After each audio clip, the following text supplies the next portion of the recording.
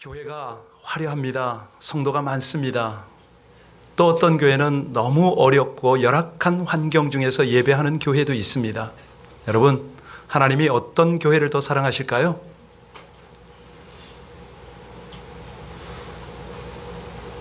저는 오늘 중국 이야기를 시작으로 설교를 하겠습니다. 최근 중국의 상황이 많이 어렵습니다. 시진핑 정권이 들어오면서 중국의 교회들을 공산당이 장악을 하고 다스리려고 교회의 십자가를 달아내려버립니다. 교회 예배 중에 십자가가 걸려 있으면 저 십자가 위에는 중국 국기를 달라고 합니다. 예배를 드리면 첫 찬양을 공산당을 찬양하라고 합니다. 최근에는 10계명조차 제1계명을 내리라고 합니다. 이런 환경 속에서 예배드리는 우리 사랑하는 동역자들이 있습니다. 최근에 굉장히 어려움을 당하고 있는데요. 외부로는 정부의 압력을 당하고 있고 내부적으로는 성도들과 또 리더십의 여러 가지 문제들이 또 나타나고 있습니다. 최근에 도움을 요청받았습니다.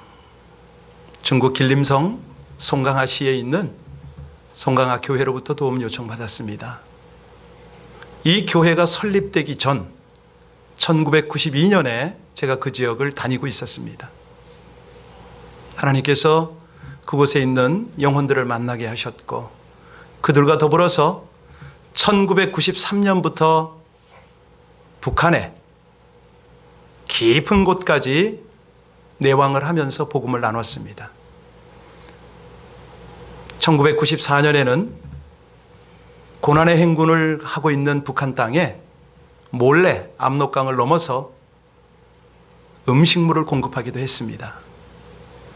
1996년에는 북한 모시에다가 상점을 만들어서 그 지역 주민들을 돕기도 했습니다. 한마디로 생사고락을 함께 나눈 그런 동지들입니다. 어려움을 당하고 있다고 호소를 하는 거예요. 도움을 요청을 했는데 예, 하나님, 제가 그곳을 떠난 지가 벌써 15년 아니 20년 가까이 되는데 어찌 제가 영향을 끼칩니까? 제가 뭘 할 수가 있겠습니까? 그랬을 때에 오늘 본문 말씀이 새롭게 깨달아지더라고요. 오늘 히브리서 6장을 대하면서 초대교회가 제가 소개드렸던 송강하 교회와는 비교되지 않을 정도로 어려웠습니다. 그 당시에 신앙생활을 하고 교회를 유지하려면 외부적으로 드러나게 할 수는 없었습니다. 거의 핍박 속에서 지하 카다콤 숨어서 신앙생활을 하고 몇 대에 걸쳐서 수십 수백 년에 걸쳐서 땅굴 속에서 생활을 했어야 되죠. 적발되면요. 온갖 수모와 핍박을 당하고 화형을 당하거나 짐승의 밥이 되기도 했죠. 바로 그 당시에 오늘 본문을 하나님께서는 성도들에게 주셨습니다. 그들 뿐이겠습니까? 변함없는 진리의 말씀은 오늘 살아가는 우리에게도 똑같이 적용이 되는데 오늘 큰 주제가 뭡니까? 성숙을 향한 믿음. 이게 주제입니다. 여러분, 성장과 성숙의 다른 점 생각해 보셨나요? 성장과 성숙이 어떻게 다를까요? 예, 성장은 말 그대로입니다. 크는 거죠. 자라는 겁니다. 성숙은요, 익어가는 거죠. 아주 사람으로 치면은 어린 시절을 벗어버리고 이제는 노련한 그런 장년의 아주 원숙한 맛이 나오는 그런 인생, 삶, 이렇게 이야기할 수가 있겠습니다. 제 손녀 중에 하나가 많이 컸어요. 근데 얘가 쉽게 기저귀를 못 대네요. 멀리서 있으면서 참 안타까워요. 요즘 애들은 빠르다던데 저 녀석은 뭐야? 이런 생각을 덜어 했거든요. 아니, 정말 클 만큼 큰 사람이 아직도 젖병을 물고 다니고 기저귀를 차고 다닌다면 여러분들 어떤 느낌이 들을까요? 오늘 이것을 하나님은 어린아이 신앙이다. 아무리 어렵고 힘들어도 어린아이 신앙으로 살아갈래? 이렇게 하나님은 우리에게 도전하십니다. 여러분, 어린아이가 왜 어린아이입니까? 왜 어린아이 신앙입니까? 자기 자신만 알아달라는 거죠. 나 중심이에요. 아주 나만 위해달라는 겁니다. 사실은 이 어린아이 신앙을 벗게 하려고 하나님께서는 우리의 모든 환경들을 주장하고 계시잖아요. 개인적으로도 그렇고 교회적으로도 그렇습니다. 교회적으로도 우리의 신앙이 완숙해지길 원하거든요. 모든 걸 품어내고 모든 것을 이해하고 그리고 아주 성숙한 단계에 이르기를 원하시죠. 여러분 어제 큐티하셨던 히브리서 5장 12절을 보면 너희가 다시 하나님의 말씀의 초보에 대해서 누구에게서 가르침을 받아야 할 처지이니 단단한 음식을 못 먹고 젖이나 먹어야 할 자로다 이렇게 말씀합니다. 아직도 젖먹이냐 이겁니다. 우리가 지금 계속 히브리서를 묵상하고 있지 않습니까? 히브리서 4장 13절부터 9장까지의 내용은 뭐냐면 예수 그리스도는 대제사장이다 이렇게 강조를 해요. 특히 7장에는 그 옛날 멜기세덱이 대제사장으로서 구약시대 때부터 얼마나 큰 역할을 했느냐, 하나님과 이 땅을 직접 연결하지 않았느냐, 하나님과의 관계를 온전히 하라 라고 히브리서가 쭉 전개가 되는데 느닷없이 6장에 들어와서 얼렁당도 않는, 기록하지 않아도 될 내용을 사파처럼 오늘 기록을 하고 중간에 딱 집어넣습니다. 여기에는 하나님의 강력한 메시지가 있거든요. 하나님이 히브리 백성들과 오늘을 살아가는 성도들에게 너무 안타까움을 느끼기 때문에 그 안타까운 내용을 오늘 전하고 계신 거예요. 아니, 예수 그리스도가 대제사장입니다. 대제사장은 하나님 앞에 대표로 나가는 사람 아닙니까? 그가 구약시대 때는 멜기세덱이고 신약 때는 예수 그리스도다. 이렇게 설명하면 참 좋을 텐데 이거를 설명을 해도 못 알아듣는다. 그러시면서 야 히브리 교회 성도들아, LA 비전 교회 성도들아, 너희들의 영적 수준이 어느 정도냐? 오늘 하나님이 먼저 그거부터 진단을 하십니다. 그리고 세상 표현으로는 마치 잔소리를 하시는 것처럼 그렇게 안타깝게 우리에게 말씀하세요. 너희들 예수 믿은 지 몇 년이 됐는데, 신앙생활은 이제 몇십 년이 됐는데 아직도 너희의 믿음이 초보의 수준에 머물러 있는 거냐? 정말 제대로 믿음이 성장했다면 이제 너희가 남을 가르쳐야지, 이 말씀이거든요. 제자가 제자를 낳아야지. 복음도 전할 뿐만 아니라 너희가 복음 전하는 그 수준에서 머무르는 게 아니라 이제는 하나님의 사람을 좀 세워야지. 너도 혼자 못 쓰고 비실비실하냐? 이 말씀이거든요. 아니, 조금 더 심하게 말씀드리면 너희가 배운 내용조차도 이해도 못하고 그걸 설명도 못하고 있으니 이 안타까움을 어쩌면 좋으냐? 너무 이렇게 굳어지는 것 같아서 제가 김 여사 얘기를 좀 한번 하고 넘어가야겠습니다. 김 여사가 면허증 땄거든요. 차도 좀 괜찮은 걸 샀습니다. 그리고 뒤에다가 딱 붙였어요. 처음 운전 나가니까 뭐라고 붙였습니까? 그렇죠. 촥 나가는데 이게 속도가 너무 늦으니까 샥샥 지나가던 사람들이 너무 체증을 일으키니까 좀 화가 났나 보죠. 옆에 딱 붙어서 창문 딱 내리고 한마디 했어요. 아니 아줌마 집에서 밥이나 하지 이 바쁜 시간에 왜 나와 돌아다니냐고. 뭐 그러든 말든 그냥 긴장은 되죠. 그 뭐 서서히 차를 몰고 갔지 않습니까? 집에 들어갔어요, 간신히. 그런데 그 다음날 담대하게 차를 또 끌고 나왔어요. 그런데 뒤 창문을 보니까 뒤에 유리에 뭐라고 붙였냐면 초보 운전을 딱 띄고 뭐라고 붙였을까요? 나 집에 밥하러 갑니다 하고 붙였어요. 집에서 밥이나 해 먹으라고 그랬더니. 여러분, 초보 운전, 사실은 면허증을 내가 오래전에 땄다고 해도 운전 안 하면 초보 운전 아닌가요? 장롱면허라고 그러죠. 장롱면허. 예. 사실은요, 우리의 신앙이 그럴 수가 있습니다. 내가 예수를 오래전에 믿어도 아직도 신앙생활에 초보가 있다는 것입니다. 예. 초보 운전을 하는 사람처럼 위태위태한 사람, 그 사람을 우리는 초보 신앙인이라고 부릅니다. 여러분 한번 점검해 보시겠습니까? 내 신앙 경력을 이야기하지 마십시오. 내가 목사라고 이야기하지 마십시오. 내가 장로? 그게 어쨌습니까? 정말 하나님이 보실 때에 우리의 신앙이 성숙합니까? 오늘 하나님은 그 말씀을 하고 계십니다. 너희의 믿음이 자라느냐? 내가 가장 너희를 바라볼 때 기뻐하는 것은 너희의 믿음이다. 하나님 그 말씀하시거든요. 그래서 오늘 본문에 가장 강조하는 구절이 있으니 6장 1절에 보면 초보 운전 딱지 떼라 이 말씀하세요. 6장 1절 같이 읽습니다. 시작. 그러므로 우리가 그리스도의 도의 초보를 버리고 죽은 행실을 회개함과 하나님께 대한, 여러분 운전이 서툴러서 집에 밥하러 갑니다 이렇게 써붙였지만 운전을 하면서 남에게 방해를 하고 있는 그 사람은 얼마나 미안했을까요? 누구나 초보 시절은 꼭 거치게 됩니다. 그런데 하나님이 당부하는 건 뭐냐면 초보 시절을 빨리 벗어나라 이 말씀이거든요. 자, 그러면 우리가 깨달아야 합니다. 신앙의 초보는 뭘 말합니까? 뭐가 신앙의 초보죠? 히브리서 5장 12절에 보면 하나님의 말씀에 대한 초보라고 말씀을 합니다. 신앙의 초보는 뭐라고요? 하나님의 말씀을 알지 못하는 것. 여러분, 신앙의 초보라고 해서 교회 생활의 초보를 말하는 것 절대 아닙니다. 교회 다닌 지가 오래돼서 교회 생활에 익숙하고 교회의 주요 직책을 맡고 봉사를 한다? 성숙한 신앙인가요? 아닙니다. 절대 신앙하고 관계없습니다.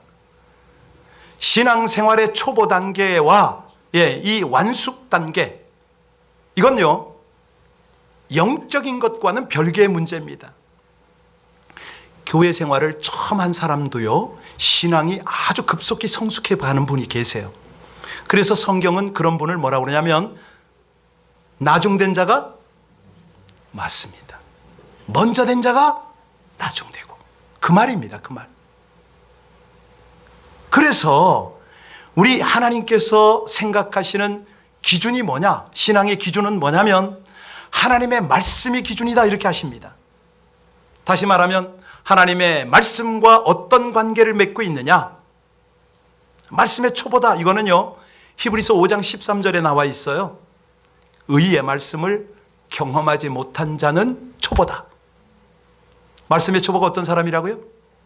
말씀을 경험하지 못한 사람. 어쩔 수가 없습니다. 옆에서 말씀에 감동을 받아서 눈물을 흘리며 기도합니다.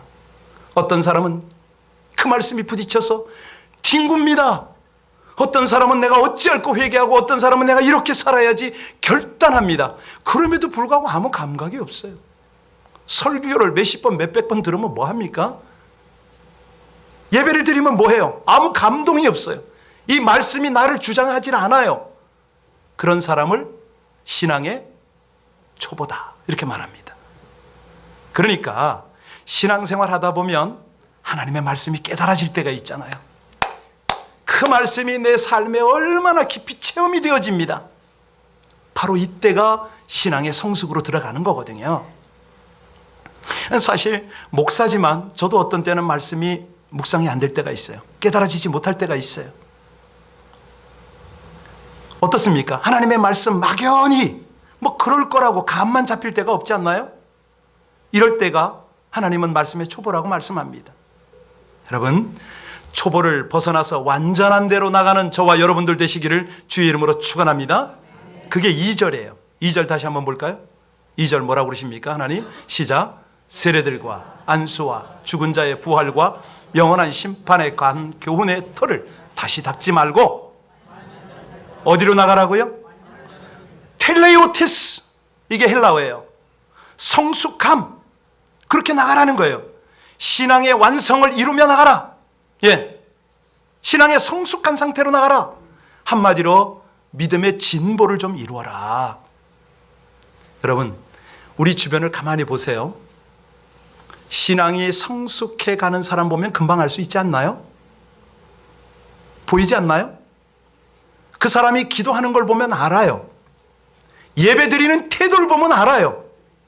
그 사람이 말하는 거, 행동하는 걸 보면 저 사람이 신앙이 성숙해 가는가, 아직도 어린아이인가, 금방 우리가 알 수가 있어요. 자, 왜 성숙이 안 되니까요? 성숙을 방해하는 요소 혹시 아시나요? 베드로전서 2장 1절에 보면 믿음의 성숙을 방해하는 요소를 우리에게 말씀하십니다. 그게 뭐냐면 악독입니다. 독이 있으면, 속에 독이 있으면 신앙이 성장하지 않습니다. 기만이 있습니다. 남을 함부로 이야기하는 사람은 절대 신앙이 성장하지 않습니다. 외식이 있습니다. 그러니까 표리부동한 거죠. 말 따로 행동 따로 하는 거 신앙 성장 안 합니다. 시기하는 사람 보세요. 절대로 신앙 없습니다. 남 비방하는 사람 영적인 성숙이 없어요.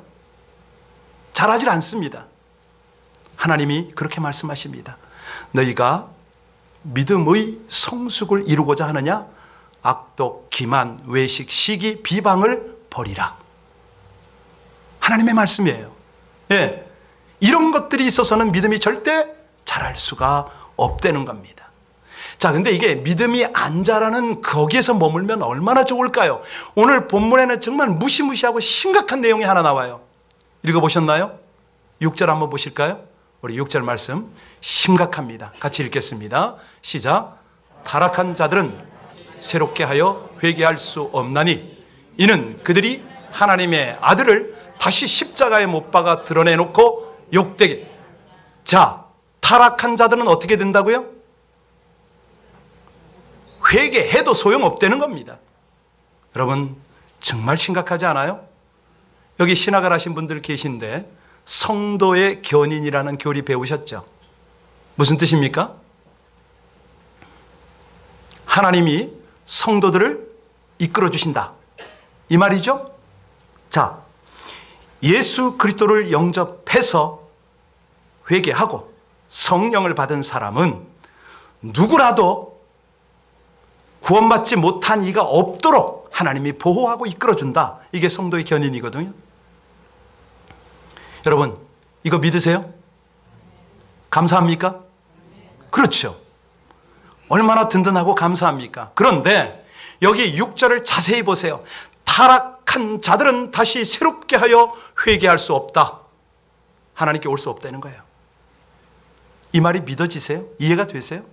마음이 괴롭습니다, 목사는. 왜냐하면 우리 예수님이 어떤 예수님입니까? 십자가에 못 박히실 때 그렇게 말씀하셨어요. 자기를 십자가에 못 박는 자들도 용서하시잖아요. 아버지, 저들이 하는 짓을 저들이 모르고 지금 나를 못 박고 있는데 저들을 좀 용서해달라고. 그런 예수님이세요. 아니, 이 땅에 계셨을 때 원수도 사랑하라고 말씀하셨습니다. 심지어는 탕자도 받아주시는 아버지도 가르치셨고, 음탕한 고매를 받아준 호세아 선지자 이야기도 그렇게 강조를 하셨어요. 이것도 부족해서 요한복음 10장에 뭐라고 그러십니까? 내가 그들에게 영생을 주노니 영원히 멸망하지 아니할 것이요 또 그들을 내 손에서 빼앗을 자가 없느니라, 이렇게 말씀하셨어요. 그런데 오늘 이게 무슨 말입니까? 회개해도 안 받겠다. 이게 무슨 얘기예요? 여러분, 이거 갈등하셔야 됩니다. 내가 예수 믿고 있는데 이건 무슨 이야기야? 깨달으셔야 돼요. 왜 주님께서 믿었다가 타락한 자를 새롭게 할 수 없다고 하셨냐면, 이 본문이 깨달아져야 된다고 그랬죠? 이게요, 쉽게 설명을 하겠습니다. 예를 들어서 남자와 결혼해서 잘 살던 여인이 어느 날 다른 남자에게 갔단 말이에요. 자, 그러면 이 남자는 어떻게 할까요? 다른 남자에게 갔어. 그럼 어떻게 해야 돼요? 받아도 받는 게 아닐 수가 있잖아요. 아니, 다른 남자하고 사니까 받아주고 싶어도 못 받는 거죠. 저는 속초 출신입니다. 제가 중학 시절에 제 친구 아버지가 칼 비행기를 납치를 해서 월북을 해버렸어요. 가족들은 아무도 몰라. 아들은 그런 사건도 몰라요. 나중에 이게 뉴스가 되고 나서 내 친구는 얼마나 힘들어했는지 몰라요. 그 가정은. 자, 이런 경우 대한민국은 그 아버지를 어떻게 해야 됩니까? 받아주고 싶어도 받아줄 수가 없는 겁니다. 그 사람이 돌아온다고 해더라도 바로 감옥으로 가야 되는 거죠. 그렇지 않습니까? 그런 케이스예요. 예. 여러분, 하나님의 보호는 하나님의 권위 아래 있을 때 보호가 됨을 믿으시기 바랍니다. 하나님의 은혜라는 거는 하나님의 백성으로 살아갈 때 은혜인 거예요. 그거예요, 그거. 사실 우리가 창세기를 보면 아담과 하와가 유혹을 당했어요. 하나님, 아니 당신이 지은 아담과 하와를 왜 보호해 주지 않으셨어요? 여러분 어떻게 생각하세요? 여러분이 아담이고 하와면 어떻게 했을 것 같아요? 왜 이런 일이 생겼죠? 아담과 하와는 하나님의 권위를 거부했던 겁니다. 사단을 따른 거예요. 이겁니다, 이거 바로. 하나님은 가인이 동생 아벨을 죽지 않게 하려고 얼마나 애쓰셨습니까? 그런데 가인이 하나님의 손을 뿌리친 거예요. 아니, 롯의 가족 아시잖아요. 아브라함을 통해서 얼마나 중보하게 하시고 그들을 구원하려고 했잖아요. 천사까지 다 보냈잖아요. 그런데 자기들은 그냥 성을 택하는 거예요. 돌아보는 거예요. 죽는 거예요. 소금 기둥이 되는 거죠. 여러분, 우리가 하나님을 믿는다고 하지만, 신앙생활 한다고 하지만 마음이 주님을 떠나면 주님하고 관계없는 겁니다. 그렇지 않습니까? 예. 그래서요, 우리가 신앙생활을 하고 하나님의 은혜 속에 살 때 정말 중요한 게 뭔가, 이거 확실히 해야 됩니다. 돈도 필요합니다. 명예도 있으면 좋고요. 성공도 중요합니다. 편안하게 살고 대접도 받고 노후도 보장이 되면 얼마나 좋겠습니까? 그런데요, 가장 우리 인생에게 가장 중요한 것이 있다면 뭐죠? 구원입니다. 구원이에요. 영원한 천국이에요. 그래서 오늘 9절부터 히브리서 기자는 너무 심각한 중요한 이야기를 하고 있어요. 우리 9절 다시 한번 봅니다. 시작. 사랑하는 자들아, 우리가 이같이 말하나 너희에게 이보다 더 좋은 것, 곧 구원에 속한 것이 있음을 확신하노라. 가장 좋은 거라는 거예요. 가장 중요한 거라는 거예요. 여러분, 우리가요, 돈이 중요한 사람은 돈 벌려고 몸부림을 칩니다. 고생도 하고, 예. 성공이 중요한 사람은 어떡합니까? 사람들 앞에 비빕니다. 비굴하기까지도 합니다. 그렇죠? 그런데 구원이 중요하면은 우리는 어떡합니까? 핍박이 문제겠어요? 내가 죽는 게 문제겠어요? 구원인데, 영생인데. 그래서 10절에는요, 이걸 설명하고 있어요. 10절 같이 읽습니다. 시작. 하나님은 불의하지 아니하사 너희 행위와 그의 이름을 위하여 나타낸 사랑으로 이미 성도를 섬긴 것과 이제도 섬기고 있는 것을 잊어버리지 아니하시느니라.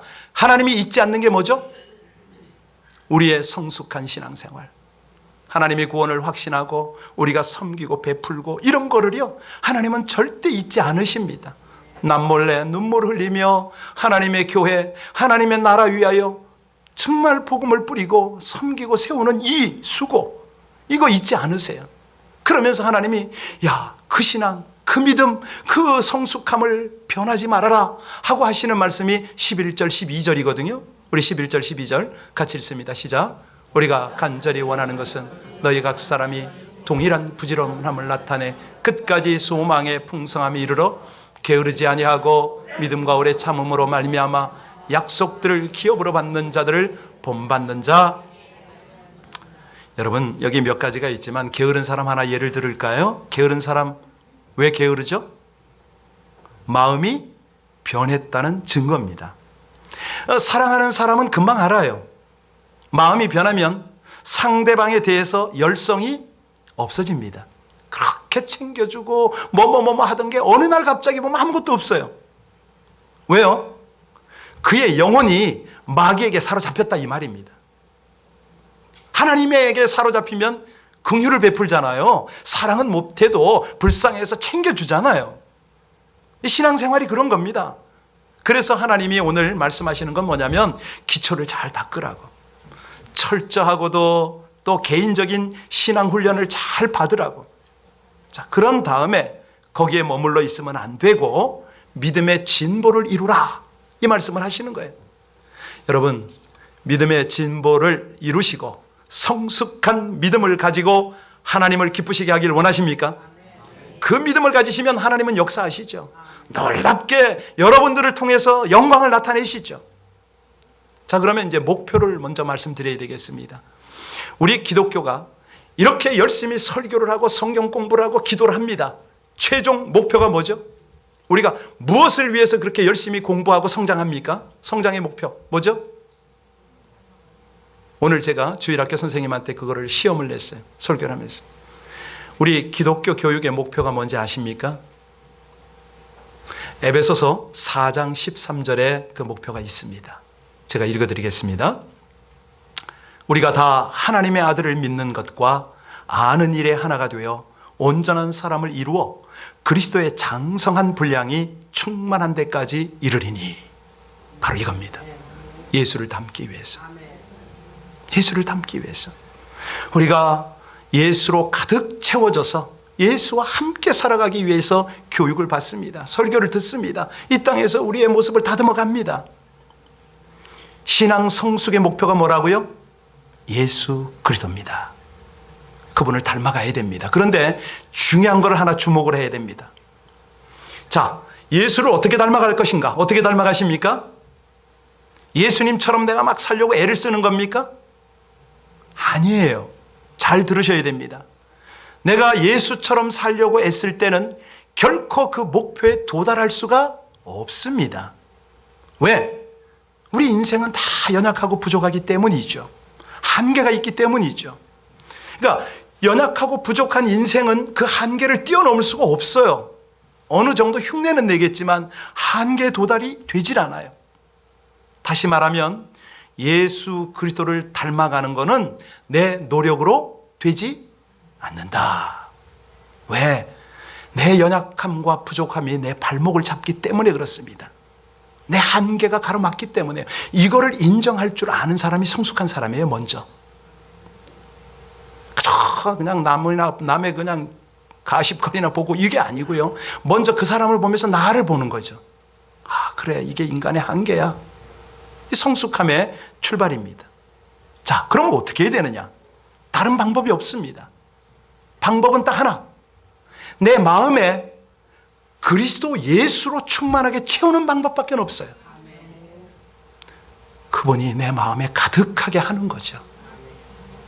내 마음 안에 그분이 자정하시고 그분이 내 삶을 이끌어 가시도록, 정말 구주라 그러면 구원하신 나의 주님뿐만 아니라 정말 내 삶의 온전한 주인이 그분이심을 고백하고 그분이 내 삶을 주도하도록 내 지정의를 내어드리는 걸 말합니다. 그러면 그때부터 그분이 당신을 닮도록 우리를 만들어 가세요. 그분의 능력이 우리를 통해서 흘러가세요. 다시 말씀드립니다. 성숙을 향하는 믿음은 뭐라고요? 예수 그리스도를 닮아가는 것이다. 그 예수 그리스도를 닮아가는 방법은 뭐죠? 그분이 주시는 마음을 소중하게 내가 받아들이는 거죠. 그때부터 그분의 능력을 덧입게 됩니다.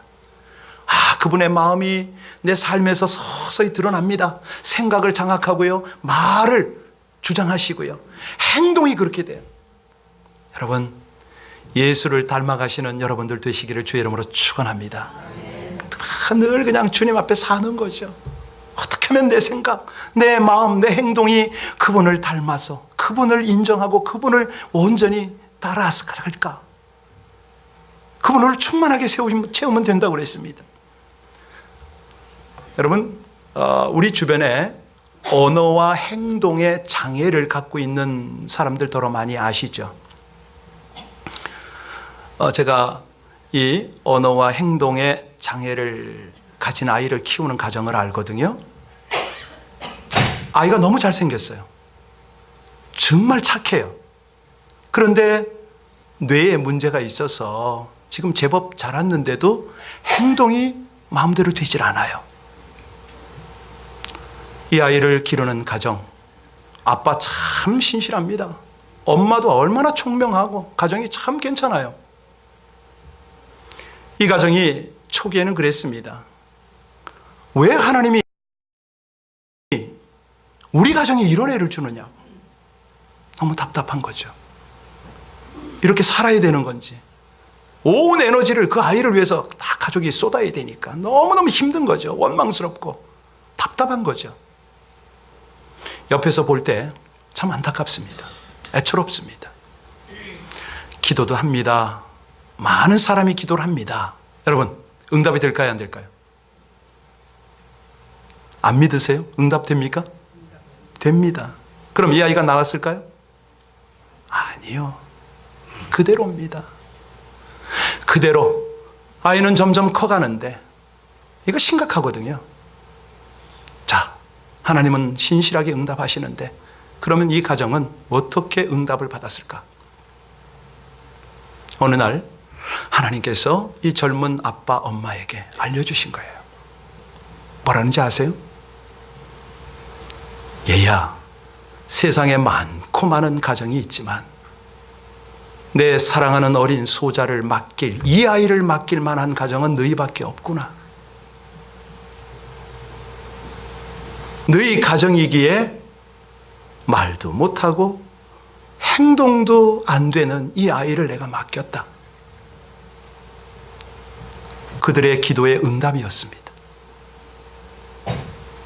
부모는 그 하나님의 말씀을 통한 깨달음이 너무 감사해서 눈물로 감사로 하나님 앞에 예배를 드렸는데요. 지금 그렇게 삽니다. 너무 감사하게.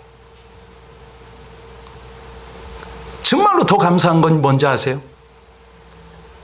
이거를 하나님이 컨펌을 해주셨어요. 그 아이의 조부에게 하나님이 확인시켜 준 거예요. 그 아이와 함께 천국에서 우리 주님이 손을 잡고 꽃길을 걷는 것을 확인시켜 주신 거예요. 아이는 비록 믿는 집안에 저런 아이가 있을 수 있겠느냐라는 세상의 많은 생각, 그런 우려, 염려, 안타까움을 뛰어넘는 이 성숙한 믿음을 향한 통로가 되어버린 거죠. 그 아이를 보는 순간 얼마나 은혜가 되는지, 맡길 만한 가정에 맡기시는구나. 저들의 믿음이 정말 하나님 보시기에, 세상 보시기에 참 아름답구나. 그런 거예요. 예, 천사의 가정이 있죠. 제가 그 가정을 볼 때마다 너무 겸손들 하시다. 너무 성신들 하시다. 참 귀하다. 제가 은혜가 돼요. 도전이 돼요. 여러분, 주님께서요, 오늘도 우리에게 당부하고 싶은 게 뭔지 아세요? 너희들에게 맡기고 싶다는 거예요. 우리에게 너희 앞에 내가 홍해를 두는 이유를 아느냐? 너희 앞에 요단강이 있는 이유를 너희가 아느냐? 저 초롱벽 같은 여리고성을 내가 둔 것을 너희들이 아느냐 이거예요. 믿음을 세우라는 거죠. 성숙한 믿음을 가지고 일어서라는 거예요. 하나님을 의지하고 예수님처럼 사망의 어두운 터널도 믿음으로 한번 나가보라 이거예요. 그때 홍해가 갈라진다는 것입니다. 여리고도 무너진다는 것이죠. 예. 하나님께서 우리에게 믿음을 강조하시는 이유가 바로 이겁니다. 더 굳센 믿음, 더 성숙한 믿음으로 세상을 승리하고 너희의 그 성숙한 믿음을 가지고 하나님을 마음껏 증거하라 이거죠. 하나님의 교회를 더 아름답게 세우라는 거예요. 우리 찬송가 357장을 좀 했으면 좋겠어요. 믿는 사람들은 이 세상 마귀들을 물리칠 수 있습니다. 믿음이 성숙한 사람들은 그 삶에서 예수의 모습이 드러납니다. 우리 함께 찬송가 357장 다 같이 드리겠습니다.